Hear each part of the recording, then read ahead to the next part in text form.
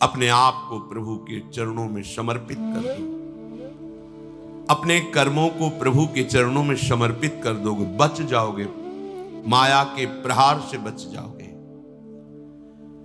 प्रभु कहते हैं जो शुभ शास्त्र के विधान के अनुसार कर्म किया गया और अशुभ जो शास्त्र के प्रतिकूल आचरण बन गया है, वो भी सब मैं संभाल लूंगा, तुम केवल मेरी शरण में हो जाओ, तुम्हें नहीं भोगना पड़ेगा। भगवान कह रहे हैं। अगर बुद्धि ही खराब है तो भगवान की बात समझ में कैसे आएगी। कितना बढ़िया कृपा करके भगवान हमें उपदेश कर रहे हैं। अगर शास्त्र प्रतिकूल भी आचरण हो गए तो तू चिंता मत कर, मेरी शरण में आ जा। अनंत माताओं जैसा दुलार लेकर प्रभु, पर अपने लोग ऐसे मूढ़ हैं, ऐसी मलिन बुद्धि है कि इस बात को हम समझते ही नहीं। मैं कर लूंगा, मैं सुखी हो जाऊंगा, मैं अभी तक ये किया है आगे भी ऐसा करूंगा। व्यर्थ का अभिमान पतन का मार्ग पुष्ट करता है। श्री भगवान कह रहे संन्यास योग का तात्पर्य होता है भगवान के चरणों में समर्पण करना, अर्पण करना। जब सब कुछ तू मेरे को अर्पण करेगा तो तू मुक्त हो जाएगा, जीवन मुक्त, और जीवन मुक्त परमानंद का अनुभव करता है। ये फल है।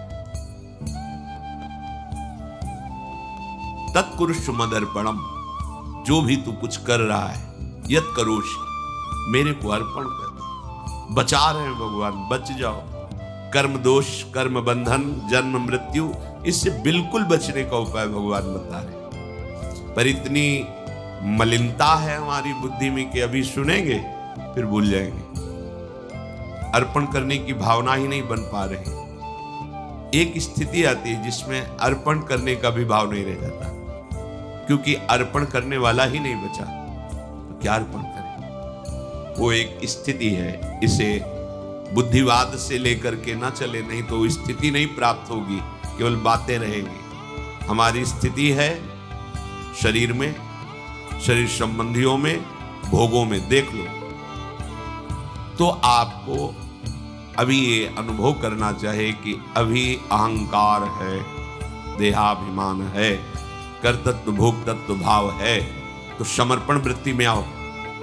हर कर्म प्रभु को समर्पण करो, हर क्षण प्रभु को समर्पण करो, प्रभु के आश्रित हो जाओ।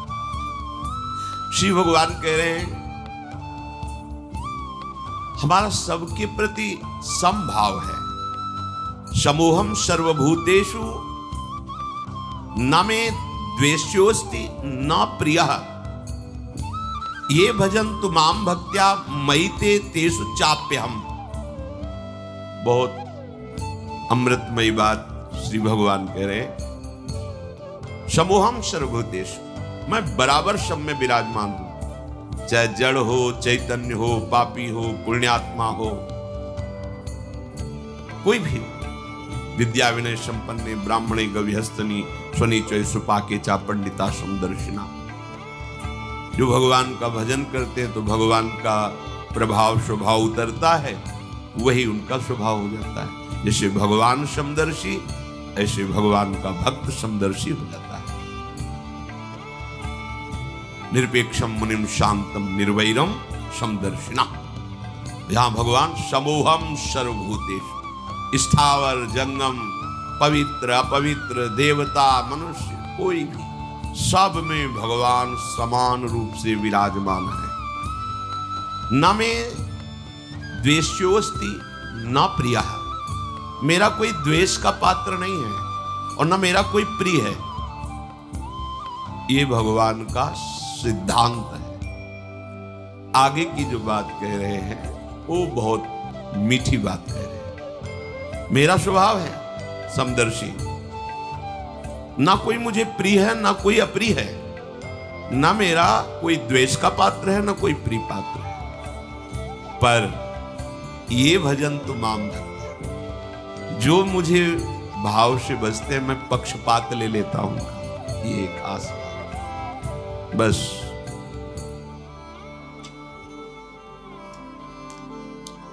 इसी बात से हम जीत गए।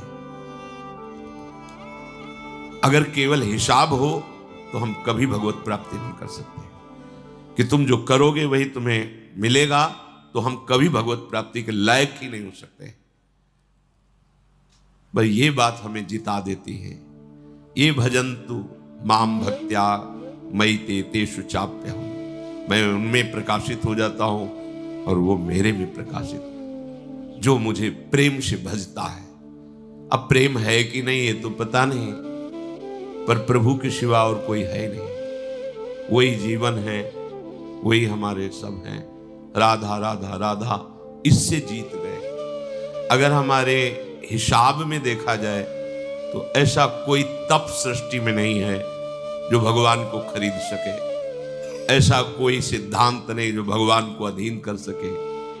जैसे मां मेरा बच्चा है ऐसा मान करके हर समय आंतरिक दृष्टि रखती है, जरा सा भय उपस्थित होने पर आगे खड़ी हो जाती है, ये तो एक अंश का वात्सल्य है, वो वात्सल्य समुद्र है।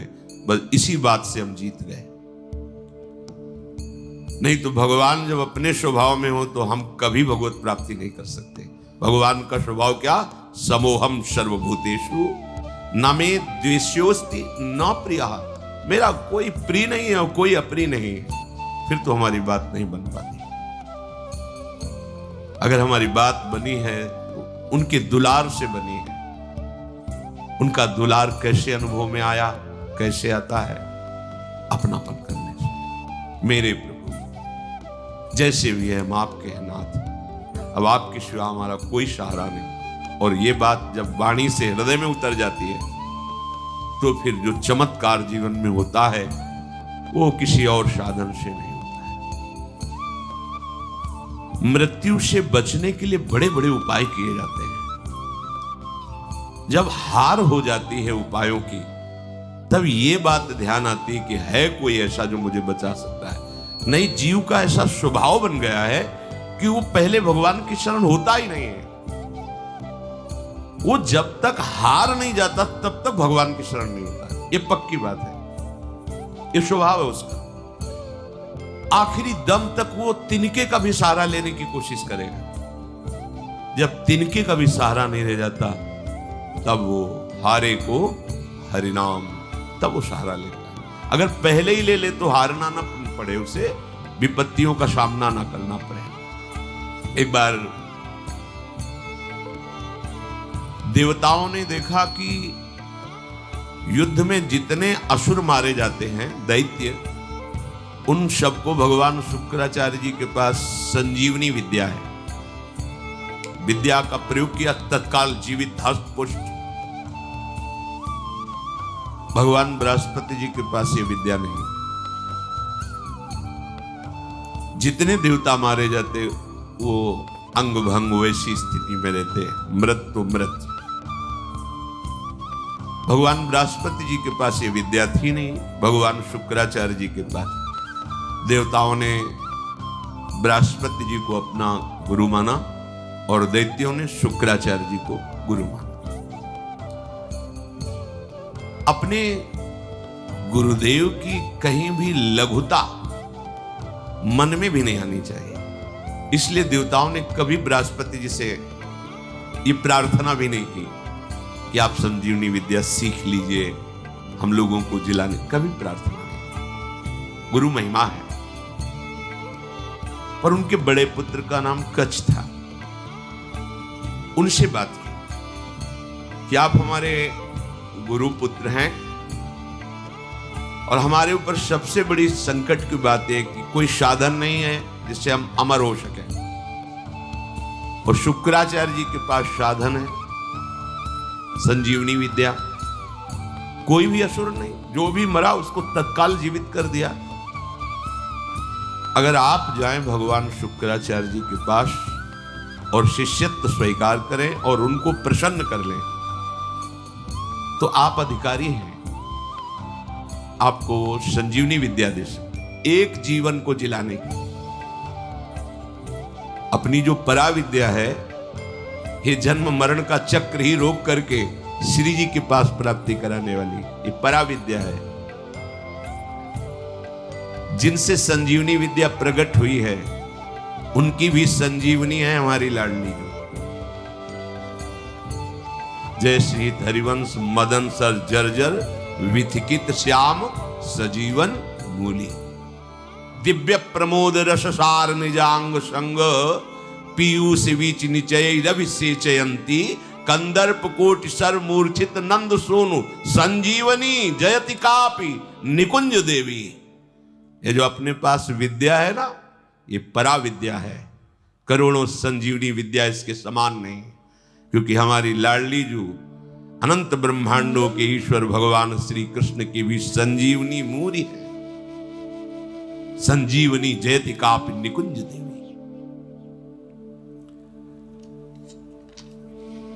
देवराज इंद्र ने जब हाथ जोड़ करके प्रार्थना की, बृहस्पति भगवान के बड़े पुत्र कच्छ अभी 9 किशोर अवस्था को प्राप्त हुए थे, उन्होंने कहा आप सब हमारे सम्माननीय हैं और आप हमको हमारे पिता बृहस्पति के समान आदर दे रहे हैं। अब हमारा कर्तव्य बनता है आपकी रक्षा करना। हम जा रहे हैं पर बड़ा संकटपूर्ण कार्य है, क्योंकि कोई भी दैत्य बर्दाश्त नहीं करेगा। हो सकता है मेरी मृत्यु भी हो जाए, पर आपके हित के लिए मैं मृत्यु का भी वरण कर लूंगा। जो संत स्वभाव के होते हैं उनका प्रभाव यही होता है कि वो अपनी हानि करके दूसरे का परम लाभ करना निश्चित करते हैं, और जो अशांत स्वभाव के होते हैं वो दूसरे की हानि करके अपना लाभ सोचते हैं। कच्छ ने सब देवताओं को आश्वासन दिया अगर जीवित रहा तो संजीवनी विद्या लेके ही आऊंगा, और ना जीवित रहा तो फिर बात अलग है। इसमें परहित की भावना बहुत जोर की। परहित की भावना जहां होती वहां भगवान रक्षा करते हैं। सुख वांछा जहां होती वहां आसुरी भाव होता है, राक्षसी भाव होता है, फिर वहां दुर्गति होती है। श्री महान महिमा में भगवान के पिता होने का सौभाग्य जिन्हें प्राप्त हुआ दशरथ जी महाराज, उनको वो परम लाभ जो गीधराज जटायु को मिला, पंख कटे हुए रावण के अस्त्र से तड़प रहे, प्राण कंठ में है, बस चितवत राम चरण की रेखा। आगे पड़ा जटायु देखा, चितवत राम चरण की रेखा। भगवान ने गोद में लेकर पिता की तरह उनका तर्पण आदि किया। वो जानता था मैं रावण से जीत नहीं सकता, पर जानकी का विलाप सुनकर के पूरे बल से आक्रमण किया दशानन को, और इस गति को प्राप्त तो भगवान के सामने ही गीध देह का त्याग करके हरि रूप होकर भगवान के नित्य साकेत धाम को गया। परहित सबसे बड़ा धर्म है, परहित सरिष धर्म नहीं भाई। और यहां स्वसुख वांछा से ही हमारी सारी चेष्टाएं होती, इसीलिए आनंद की तो बात जाने दो, शोक भय संताप ये छोड़ ही नहीं रहा है। कच्छ जी दैत्यों की सभा में विराजमान भगवान शुक्राचार्य जी के पास गए, उन्हें प्रणाम किया और कहा मैं आपसे एकांत में प्रार्थना करना चाहता हूं। भगवान शुक्राचार्य ने एक तेजस्वी बालक एकांत समय दिया, प्रणाम करके कहा मैं अंगिरा ऋषि का पौत्र, भगवान बृहस्पति का पुत्र, मेरा नाम कच्छ है और मैं आपका शिष्य होना चाहता हूं। ब्रह्मन मैं आपको गुरु रूप में वरण करता हूं। मैं 1000 वर्ष तक ब्रह्मचर्य रह करके आपकी सेवा करना चाहता हूं, और आप इसके लिए मुझे मना मत करना, इसकी अनुमति दे देना। शुक्राचार्य जी ने कहा कच्छ सुस्वागतम तेस्तु प्रतिगृह्णामि ते वचः। अर्चयिष्येह मर्च्यम त्वामर्चितोस्तु बृहस्पति। मुझे बहुत प्रसन्नता हुई। कच्छ, तुम्हारे संकल्प का हम स्वागत करते हैं। शिष्य कौन है, किनका है, किस पक्ष का, ये नहीं देखा जाता। यदि वो शिष्यत्व स्वीकार कर रहा है और उसमें वो लक्षण हैं, तो बिना किसी संकोच के, बिना कोई विचार के उसको स्वीकार कर लिया जाता है। ये धर्म की मर्यादा है। उसमें फिर नहीं देखा जाता आप कौन, कहां के, कैसे, नहीं। आप में आर्त भाव है, शरणागत होना चाहते हैं, वो स्वीकृत है। मैं तुम्हें स्वीकार करता हूं। तुम्हारा ये जो संकल्प है आदर का पात्र है। तुम्हारा सम्मान करना, भगवान बृहस्पति का सम्मान करना है। तब कच्छ ने कहा कि आपने बड़ी हम पर कृपा कर दी। महाकांतिमान कच्छ बड़े ही सुंदर थे। उनके सामने जल लेकर संकल्प किया, 1000 वर्ष तक मैं अखंड ब्रह्मचर्य रहूंगा। शुक्राचार्य जी ने कहा, मेरे ही भवन में तुम्हें अब रहना होगा और तुम प्रकाशित मत होइए कि मैं बृहस्पति पुत्र हूं, क्योंकि दैत्यों में देवताओं के प्रति द्वेष भाव है, वो अमंगल कर देंगे। और मेरी ये पुत्री देवयानी तुम्हारी ही अवस्था की है, नवकिशोर अवस्था ही, यौवन के पदार्पण की भूमिका को कहते हैं। तारुण्य प्रथमो प्रवेश समय, इसे किशोर अवस्था कहते हैं। तरुण अवस्था की प्रवेश की, अभी जवान नहीं कह सकते, वो प्रवेश स्थिति, ये बड़ी देव स्थिति होती है। तुम हमारी पुत्री का प्रिय करो, उसकी आज्ञा में रहो, अपना ही घर है, ऐसे निर्भय हो कि रहो, पर बाहर सावधानी से ही निकलना, क्योंकि दैत्य जन ये जान न पावे कि तुम हमारे पास रहे हो। अभी कोई संजीवनी विद्या की बात भी नहीं की। देवयानी से कहा, अब ये यही रहेंगे। 1000 वर्ष तक का इन्होंने नियम पूर्वक ब्रह्मचर्य का संकल्प लिया है। देवयानी जी ने स्वीकार किया उनको। वो सदैव देवयानी के सामने हाथ जोड़कर प्रणाम करना, उनकी आज्ञा में रहना, जैसे गुरु वैसे गुरु पुत्री, ऐसा भाव।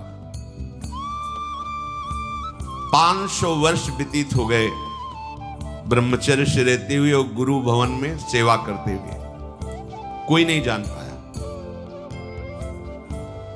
एक दिन किसी गुप्तचर ने दैत्यराज को बताया कि भगवान शुक्राचार्य के घर में कोई नवकिशोर बालक बहुत ही देदीप्यमान, कांतिवान, काफी समय से रह रहा है। अब 500 वर्ष से कुछ हुआ नहीं था, इसलिए छूट भी हो गई थी। तो जो भविष्यान्नी के लिए गायें थी, उनको चराने के लिए जंगल में चले जाते। गुप्तचरों ने दैत्यों को बताया कि इस समय वो नवयुवक वन में गाय चराने गया हुआ है और एकांत प्रदेश है, और हमने पता लगाया वो युवक कोई और नहीं, बृहस्पति जी का पुत्र कच्छ है। गुप्तचर भी बड़ी विद्या से युक्त होते हैं पूरा, और मुझे लग रहा है कि ये सब एक देवताओं का प्लान है जो संजीवनी विद्या सीखने के लिए भेजा है। अब आपका क्या आदेश है? वो तो आदेश क्या, उसे मार के फेंक दो, पर ऐसी सावधानी से मार करके उसे अलग अलग करो जिससे शुक्राचार्य जी जिला न पावे। एकांत प्रदेश में वो गौएं चरा रहे थे। दैत्यों ने जाकर अस्त्र शस्त्र से उन्हें छोटे छोटे टुकड़े काट डाले कच्छ के, और कुत्तों को खवा दिया। देखो, एक संजीवनी विद्या के लिए कष्ट सहना, और ये तो अंतिम है। अब संसार चक्र में ही नहीं आना। इसके लिए अगर एक बार कोई हमारे ऊपर प्रहार करे या शरीर छूट जाए तो मेरा घाटा थोड़ी है। शरीर तो वैसे ही छूटना है। अगर मुझे शरीर छोड़ने पर श्री जी मिल जाती है तो सस्ता बड़ा सौदा है, बहुत सस्ता सौदा। प्राण दिए यह प्रेम न पाइए, और मुझे मिल रहा है। तो दौड़ के पहले नंबर में खड़े होना चाहिए। ये तो एक संजीवनी विद्या है, प्राप्त तो है। दैत्यों के पास इतने सामर्थ्यशाली महात्मा भी हैं, क्या उनका स्वभाव बदला? क्या वो आनंद से तृप्त हुए क्या? लेकिन राधा राधा कह के देखो, ये राधा नाम परा विद्या है, अमृत है, तुम्हें तृप्त कर देगा, समस्त कामनाएं भस्म करके, कर्म बंधन से मुक्त करके, प्रेम में डुबोकर श्री जी के पास पहुंचा देगा। जहां न आना है न जाना है, जहां पाना तो खूब है, न गैस बनेगी, न मल बनेगा, न मूत्र बनेगा। दिव्य, न बुढ़ापा है, न कोई पीड़ा है, न कोई रोग है, चिदानंद शरीर। कोई भय नहीं कि कभी हटा दिए जाएंगे, दूसरा आएगा तो हमारी जगह ले लेगा, ऐसा नहीं। बस वहीं विश्राम मिलेगा। चलना है, मन में ठान लो, चलना है। पर यह बात कि जिस मार्ग में हम चल रहे हैं उसमें फूल ही फूल नहीं मिलेंगे, शूल भी मिलेंगे। शूल को देख के डरना नहीं, वो शूल फूल बन जाएंगे। पर आप सोचो कि अब हम तो भजन में चले तो सब जयमाला पहनावे हमें, और हमें प्रणाम करें, नमस्कार करें, तो भूल जाना जब आप अच्छी चढ़ाई पर चढ़ रहे होंगे तो पैर पकड़ के घसीटने वाले हजारों दौड़ पड़ेंगे, पर आपको रुकना नहीं है। बल आपका श्री जी, इसलिए कोई घसीट नहीं सकता, पर विघ्न बाधाएं आपको घेर लेंगी। किसी उत्तम वस्तु की प्राप्ति के लिए बहुत उसे छुपा के रखा जाता है, बड़े विघ्न रखे जाते हैं जिसे कोई अधिकारी ही प्राप्त कर पावे। उनको मार दिया, कच्छ को, उनके शरीर के टुकड़े टुकड़े करके कुत्तों को खवा दिया। अब उस दिन गौवें बिना रक्षक के वापस आ गई। देवयानी जी ने देखा कि कच्छ तो आए नहीं, गौवें लौट आई। उन्होंने शुक्राचार्य जी से कहा कि भगवान, आपने अग्निहोत्र कर लिया, सूर्यदेव अस्ताचल को चले गए, गौवें वापस आ गई, पर कच्छ वापस नहीं आया।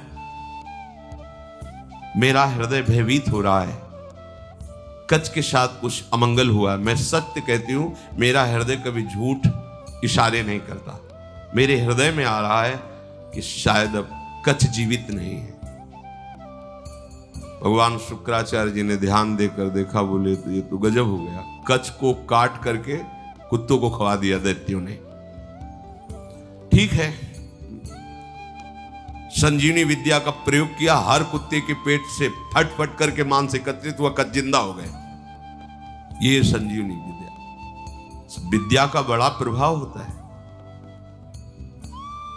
इलवल और वातापी नाम के दैत्य थे ना, इसी विद्या को जानते थे, और उनको संतों से द्वेष था।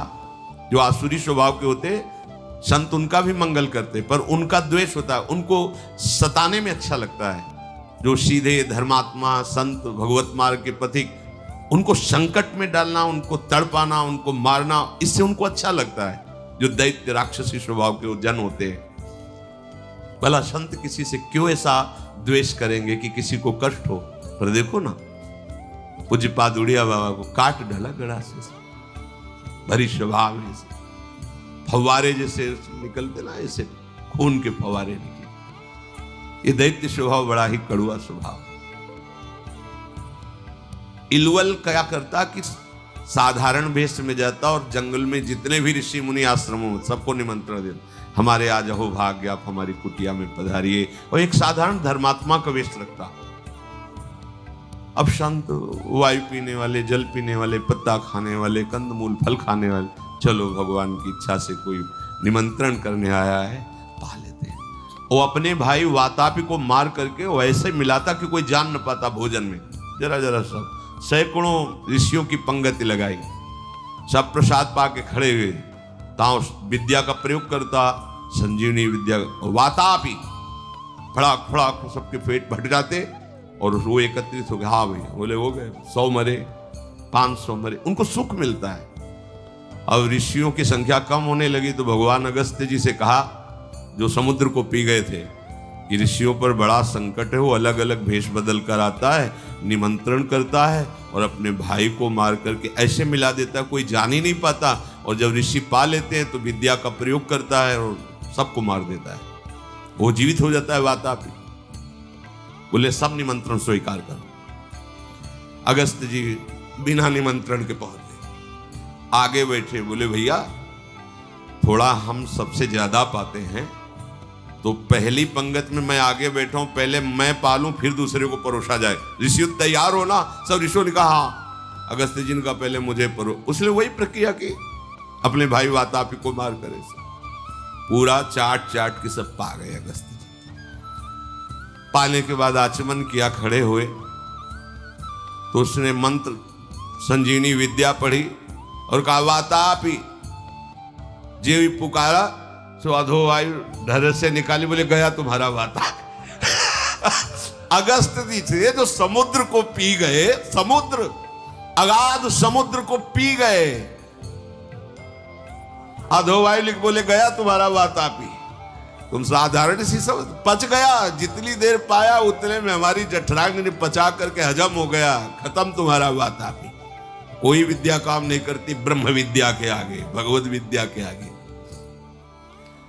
भगवान बृहस्पति जी ने जो ही ध्यान किया, देखा कि वो तो कुत्तों के पेट में संजीवनी विद्या का प्रयोग किया, कुत्तों के पेट फटे और कच्छ जो है मांस जुड़ के पूरा जीवित होकर सामने आ गया। देखते ही देवयानी ने पूछा लौटने में विलंब क्यों कर दिया? तो उन्होंने कहा कि देवी मैं समिधा कुश और काष्ठ गुरु सेवा के लिए ला रहा था, तो एक वृक्ष के नीचे रुका, गौएं भी हमारे साथ थी। वहां कुछ असुरों ने मुझे घेर लिया और पूछा तुम कौन हो? तो मैंने बता दिया मेरा नाम कच्छ, मैं बृहस्पति का पुत्र हूं और भगवान शुक्राचार्य हमारे गुरु हैं, उनकी सेवा के लिए मैं सामग्री ले जा रहा हूं। तो उन्होंने मुझे मार दिया और मार करके कुत्तों को खवा दिया। मेरी स्मृति कभी भंग नहीं होती क्योंकि मैं अखंड ब्रह्मचारी हूं। ब्रह्मचर्य में बहुत बड़ी सामर्थ्य है जिसका महत्व आज नहीं समझा जा रहा है। अगर आपका शरीर स्वस्थ है, किसी औषधियों का सेवन नहीं हो रहा है संसारिक, और आप ब्रह्मचारी हैं, एक बार श्लोक पढ़ लीजिए, वो पूरा टेप हो जाएगा। दोबारा कोई बात सुननी नहीं पड़ती, एक बात सुन लिया पूरा दिमाग में बैठ जाएगा। भारी से भारी मेहनत करने पर कभी थकावट नहीं होगी। 2-4 दिन नींद ना आवे तो आपको परेशानी नहीं होगी, क्योंकि बहुत शीतलता, बहुत धैर्य, गंभीरता, ये सब ब्रह्मचर्य प्रकट कर देता है, तभी उपासना परिपक्व होती है। अब ब्रह्मचर्य नहीं तो स्मरण ही नहीं है, ना प्रभु का स्मरण है, ना अपने लक्ष्य का स्मरण है। जिधर जो प्रवाह हुआ उसी में बहते डोल रहे हैं। शरीर इतने क्षीण हो रहे हैं वासना के कारण कि कुछ भी प्रकृति की मार झेलने लायक ही नहीं रह गए। देखो ब्रह्मचर्य का प्रभाव। कच्छ कह रहे मुझे पूरा स्मरण है, मेरी स्मृति कभी भंग नहीं होती। जब हमारे गुरुदेव ने संजीवनी विद्या का प्रयोग किया तो फिर मैं जीवित होकर तुम्हारे सामने उपस्थित हूं। कच्छ ने जब अपने मारे जाने की बात कही तो देवयानी बड़ी सावधान हो गई कि कच्छ को अब गाय चराने नहीं भेजना। दैत्यों को तो पता था कि हमने मारकर खवा दिया। अब तो एक दिन सेवा के लिए कुछ पुष्प की आवश्यकता हुई तो देवयानी ने कहा पास के ही जंगल से पुष्प ले आइए। दैत्य दूर से निगरानी रखते थे, उन्होंने देखा कच्छ तो जिंदा है, जाकर के सोचा कच्छ जिंदा है, बोले वापस फूल लेके ना जाने पावे, अब की क्या करें? बोले मारो, मार के जलाओ, जला के राख जो है समुद्र में बहा दो। जब पुष्प ही लौट करके नहीं आए कच्छ पुष्प लेकर के, तो देवयानी ने फिर प्रार्थना की कि शाम होने जा रही, पुष्प तो सुबह लेने भेजा था, अभी तक कच्छ वापस नहीं आए। शुक्राचार्य जी ने कहा, ध्यान धर के देखा, बोले कच्छ को मार के जला के समुद्र के जल में प्रवाहित कर दिया, मतलब जल में मिला दिया। तो उनका भगवान यदि कच्छ पुनः वापस नहीं आएंगे तो मैं भी जीवित नहीं रहूंगी, क्योंकि इतने वर्षों से हमारी आज्ञा में सेवा में रह रहे, तुम्हारा एक अपनापन हो गया है।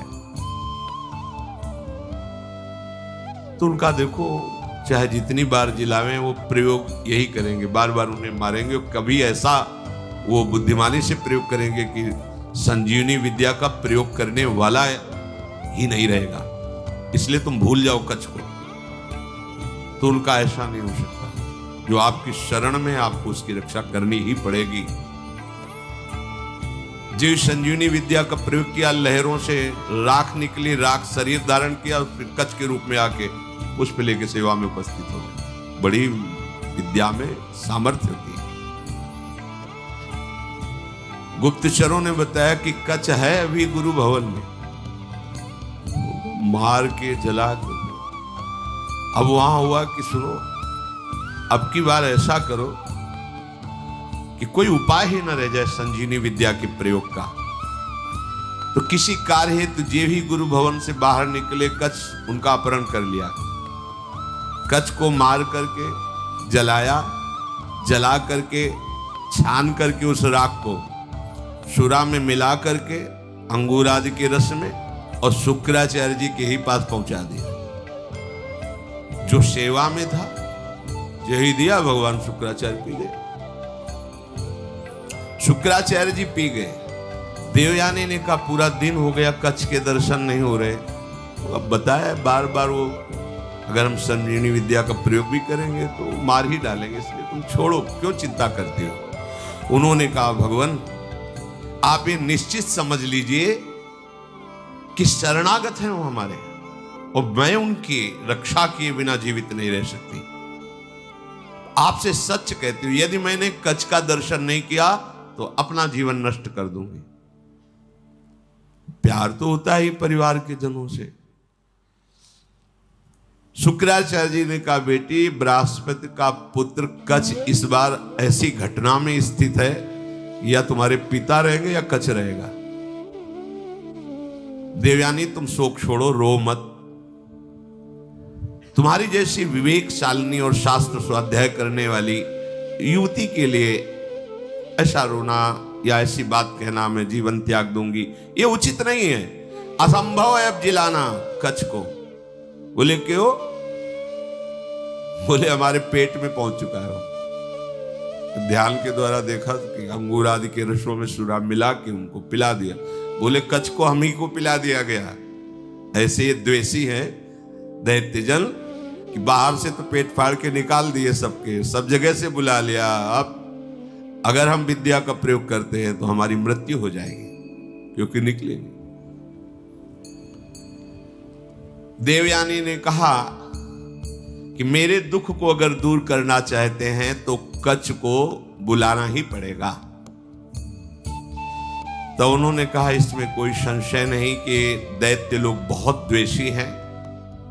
मेरे शिष्य को मार डाला है भयंकर स्वभाव वाले दैत्य। ये जानते नहीं कि मैं कितनी सामर्थ्य से युक्त हूं, फिर भी मेरे शरणागत को कष्ट दे रहे हैं, विरुद्ध आचरण कर रहे हैं। मुझे लगता है कि अब इनके परास्त होने का समय आ गया है। जब कोई गुरु द्रोह करता है तो उसके नाश का निश्चित समय आ जाता है। इस तरह का अपराध चाहे वो देवराजेंद्र क्यों न हो, उसको भी भयभीत करके परास्त कर देता है। जो ब्रह्मचर्य के पालन में रत है, मेरी आज्ञा में रहता है, मुझे बहुत प्रिय है, उसका कोई अहित करे तो मानो मेरा ही अहित कर रहा है।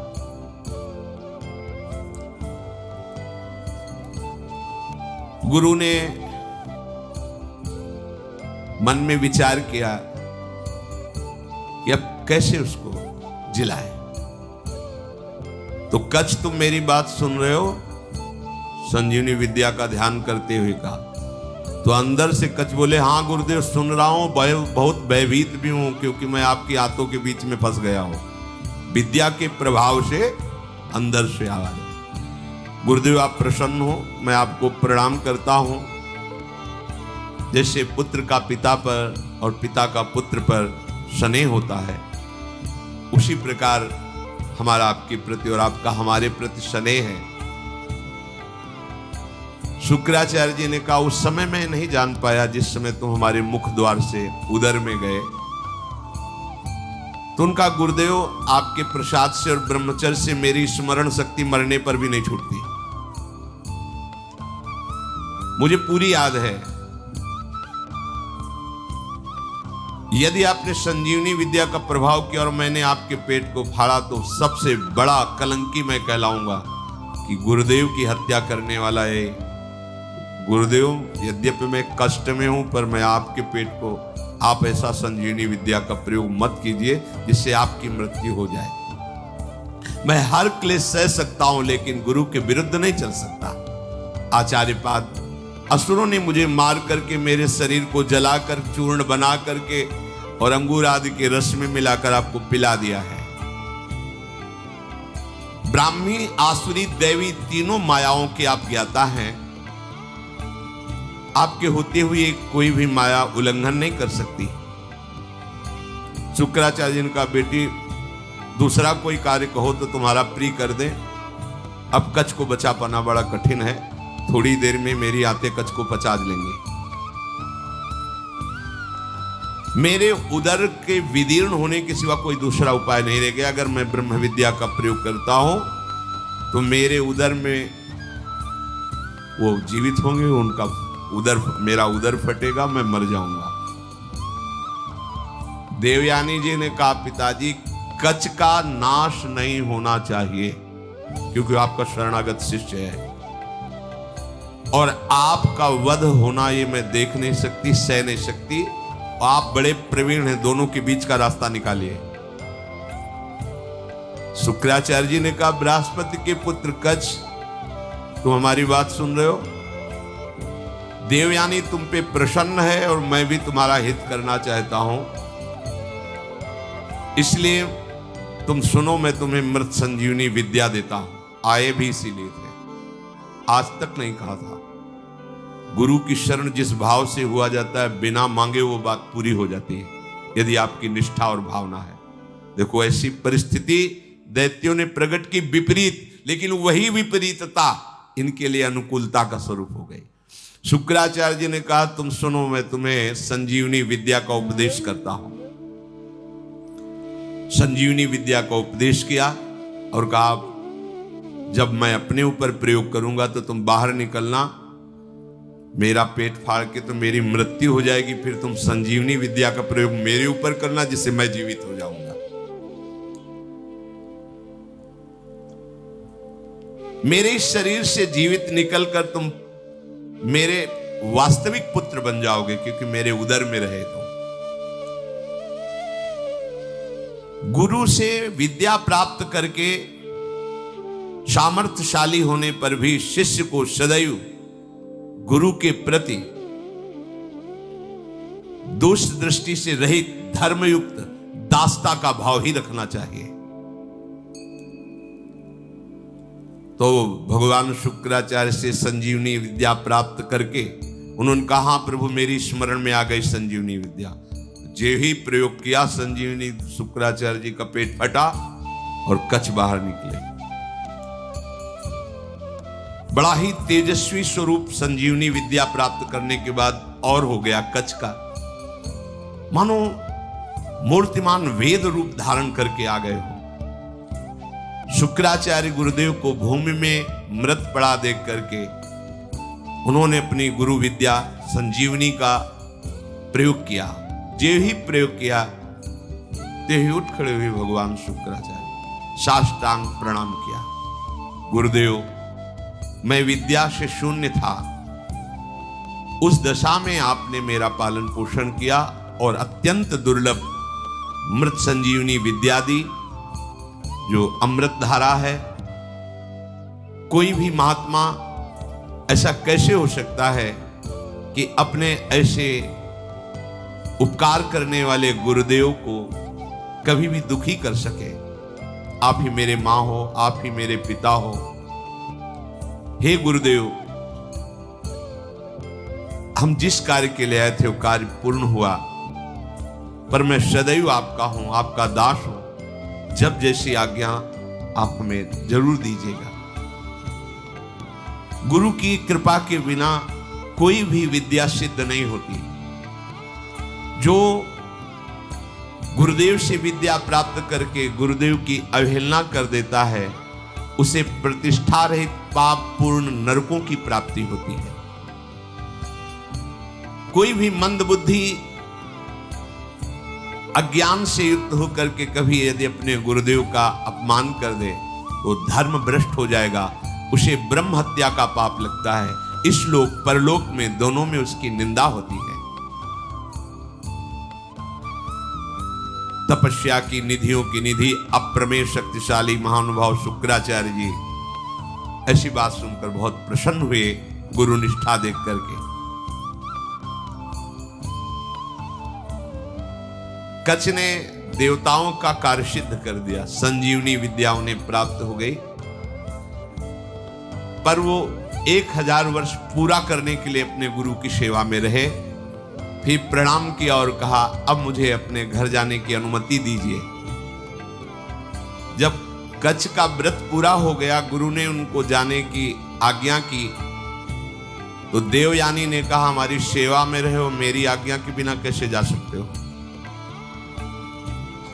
आप उत्तम कुल विद्या तपस्या इंद्रिय संयम से सुशोभित हो रहे हो। महायशस्वी महर्षि अंगिरा जिस प्रकार मेरे पिताजी के लिए माननीय है, उसी प्रकार आपके पिता बृहस्पति मेरे लिए आदरणीय और पूजनीय है। तपोधन, अब मैं जो बात कर रही हूं उस पर ध्यान दीजिए। आपका ब्रह्मचर्य व्रत 1000 वर्ष का था, समाप्त हुआ, और मैंने आपको अंदर से वर्ण किया है कि तुम हमारे पाणी ग्रहण भाव को स्वीकार करके पति बनो। मंत्रोच्चारण पूर्वक विधि पूर्वक मेरे पिता के सामने मेरा पाणी ग्रहण करो। मैंने अंदर से ये भाव किया है। कच्छ ने कहा, अब दोबारा ऐसा शब्द उच्चारण मत कर देना। देवयानी, तुम्हारे पिता भगवान शुक्राचार्य मेरे भी पिता हैं, क्योंकि मैं उनके उदर में रह चुका हूं। क्या कभी भाई अपनी बहन के प्रति ऐसा भाव कर सकता है? तुम हमारी परम पूजनीय हो, ऐसे शब्द उच्चारण मत करना। वैसे गुरुपुत्री हो, और ऐसे भी मैं शुक्राचार्य के उदर में रह चुका हूं। महात्मा भार्गव को तुम प्राणों से भी अधिक प्यारी हो। गुरुपुत्री होने के कारण मेरी परम पूजनीय बहन हो तुम, ऐसे शब्द उच्चारण मत करो। देवयानी, जैसे मेरे गुरुदेव तुम्हारे पिता शुक्राचार्य सदा मेरे माननीय है, बिल्कुल उसी तरह मैं गुरुदेव की तरह तुम्हारा सम्मान करता हूं, तुम्हारी आज्ञा में रहा हूं। ऐसी बात मैं सुनना भी नहीं चाहता। देवयानी ने कहा, मैं आपका सम्मान करती हूं, आपकी भावना का, लेकिन जब से आप आए हैं और आज तक मैंने आपकी प्राणों की रक्षा की। मेरे ही कारण आप जीवित हो, मेरे ही कारण तुम्हें संजीवनी विद्या मिली। मैं हठ ना करती, तुम हमारे पिता के हाथों में ही पच जाते। इसलिए तुम्हारा जीवन मेरा दिया हुआ जीवन है। इसलिए सौहार्द के साथ मैं कहती हूं कि मैं उत्तम भक्ति के द्वारा तुम्हारी आराधना करूंगी। तुम धर्म के ज्ञाता हो, मेरे प्रति ऐसा भाव त्याग दो और मेरा पाणी ग्रहण स्वीकार करो। कच्छ ने कहा, उत्तम व्रत का आचरण करने वाली देवयानी, मैं तुम्हारी इस आज्ञा का कदापि पालन नहीं कर सकता। तुम्हें प्रसन्न होना चाहिए मेरे ऊपर। मैं तुम्हें गुरु से भी बढ़कर पूज्य दृष्टि से सदैव देखा हूं। मेरे हृदय में कभी तुम्हारे प्रति ऐसा भाव नहीं आया। मैं तुम्हारी ये बात नहीं सुन सकता। तुम मेरी बहन थी, बहन हो और बहन ही रहोगी, ये मेरा दृढ़ निश्चय है। अब मैं तुम्हारा आशीर्वाद चाहता हूं, मुझे आशीर्वाद दो और मैं अपने देवलोक को जाता हूं। तुम्हारा मंगल हो, ऐसा कहकर के प्रणाम किया कच्छ ने। यद्यपि धर्म से युक्त कच्छ की वाणी थी, देवयानी को गुस्सा आ गया। उनका, हमारी बात को ठुकरा रहे हो तो मैं शाप देती हूं। जिस कार्य के लिए तुमने कठोर तपस्या की, यहां आए, संजीवनी विद्या सीखी, तुम्हारी संजीवनी विद्या निष्फल हो जाए। यह है, मिलते मिलते भी बात बिगड़ जाती, लेकिन हरि शरणम में बात नहीं बिगड़ती। ध्यान रखना। निमिषहु ना अकृपा जब चिते। ये सब इतिहास इसीलिए तुम्हें सुना रहे हैं कि हमारे भगवान की शरणागति कितनी मीठी मृदु है। घोर अपराध पर जाने पर भी भगवान कभी त्यागते नहीं। इतना कई बार मरना पड़ा जिस संजीवनी विद्या के लिए, उसी का शाप मिल गया, निष्फल हो जाए। अब तो होश हो गया। जिसके लिए इतना श्रम हो निष्फल। देवयानी, ये तुमने धर्मयुक्त कार्य नहीं किया। तुम गुरुपुत्री हो, गुरुपुत्री समझकर तुम्हें क्षमा करता रहा जब तुम बार बार पाणी ग्रहण की बात करती रही। मैंने आज तक कभी तुम्हें दोष दृष्टि से नहीं देखा, और तुम कामना से युक्त होने के कारण हमें शाप दे दिया। इसलिए मैं तुम्हें आज शाप देता हूं। आज के बाद कोई भी ब्रह्म ऋषि कुमार तुम्हारा पाणी ग्रहण ही नहीं करेगा। ये सामर्थ्य होती है, जो नियम से चलते हैं, भजन करते हैं, उनमें सामर्थ्य होती है। उनके वचन कभी मिथ्या नहीं होते। 5 वर्ष के बालक हैं श्रृंगी ऋषि, चक्रवर्ती सम्राट महामहिम परम भागवत परीक्षित जी। जे ही श्रृंगी ऋषि स्नान कर रहे थे, बालकों ने आके कहा तुम्हारे पिता के गले में मरा हुआ सांप महाराज परीक्षित ने डाल दिया है। उपहास, मेरे समाधिस्थ पिता का उपहास, ये इतना उच्छृंखलता कैसे आ गई? ये तो महाभागवत थे, ऐसा कैसे? इसका मतलब ये समझते हैं कि इनके ऊपर कोई शासन करने वाला नहीं। जल उठाया और कहा इनको पता नहीं, ये ऋषि बालकों में अपनी तपस्या का इतना बड़ा बल है कि हम देवराज इंद्र को भी शाप दे सकते हैं। ये क्या है? मैं शाप देता हूं, आज के 7वें दिन विशालकाय तक्षक सर्प डसेगा और इस राजा की मृत्यु हो जाएगी। अमोघ, कोई नहीं काट पाया। 5 वर्ष के बालक श्रृंगी ऋषि। तुमने काम के वशीभूत होकर के मेरी विद्या को निष्फल होने का शाप दे दिया, तो तुम्हारा पाणी ग्रहण संस्कार की जो भावना है, कोई भी ब्रह्म ऋषि कुमार तुम्हारा वरण नहीं करेगा। ये मेरा शाप है। गई विद्या गई। देखा कितना श्रम और हाथ क्या लगा। अब देवताओं को भारी समस्या का फिर कोई उपाय नहीं। अब जब कोई उपाय नहीं होता, तब एक उपाय जागृत होता है, हरि शरणम।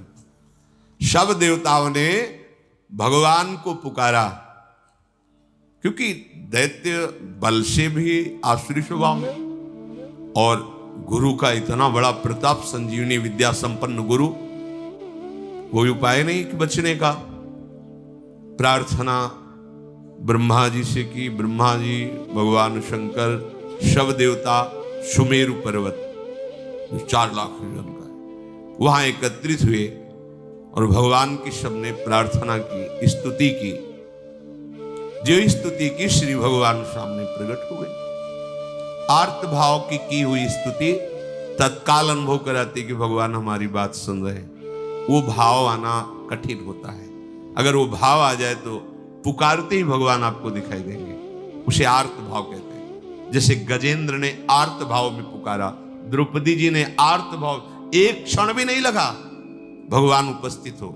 ऐसे समस्त देवता, भगवान ब्रह्मा शंकर आदि ने जब आर्त भाव से भगवान को पुकारा कि एकमात्र भगवान श्री हरि ही अब हमारी रक्षा कर सकते हैं, वही उपाय कर सकते हैं। जे भी भगवान श्री हरि सुमेरु पर्वत पर प्रकट हुए, समस्त देवता, ब्रह्मा जी, भगवान शंकर ने देखा कि जैसे करोड़ों सूर्य एक साथ उदय हो गए हो, ऐसी आभा प्रकट हुई। किसी भी देवता की नेत्रों में सामर्थ्य नहीं थी उस आभा की तरफ देख सके। इसलिए इस श्लोक आता है सुधा, तेजो रूप निकुंज एव कलयन नेत्रादि पिंड स्थितम। निकुंज ऐसा तेजोमय है कि किसी की सामर्थ्य नहीं देख सके। जब लाडली जी की सखियों की कृपा होती, जो आचार्य रूप से आई, वो जब दिव्य नेत्र देते तब निकुंज को, करोड़ों